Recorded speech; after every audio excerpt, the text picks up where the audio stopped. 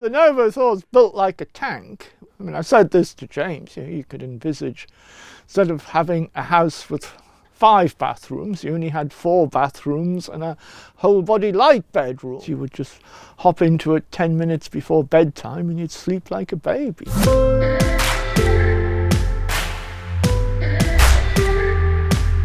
Has many different aspects: electrical, mechanical, programming. The best part is it gets the whole company involved. We're designing this, but you have to make it easy to put together, easy to troubleshoot. It starts with picking quality components. When you buy PC boards from a developing country, you really have no way of knowing what their quality procedures are. We bring in and prototype everything in-house. We do extensive testing on the bench long before it ever goes to production. We actually build this unit in-house, right from the component level all the way up.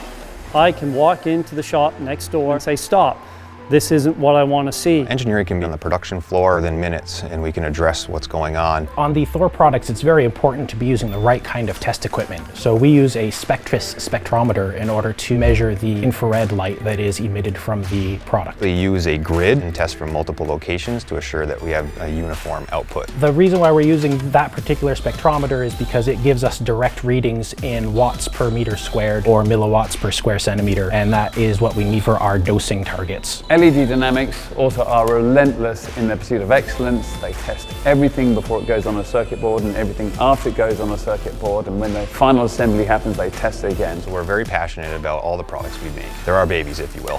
So it's very important to us to assure that we're putting something out that we're very proud of. What we've done here is overbuild everything and then watch it last for a very long time. Some other competitors don't do that, and unfortunately their products don't last very long, and sometimes LEDs get a bad reputation for that reason, but I think our products that have been around a lot longer than most everybody else's are really showing that that lifetime can exist.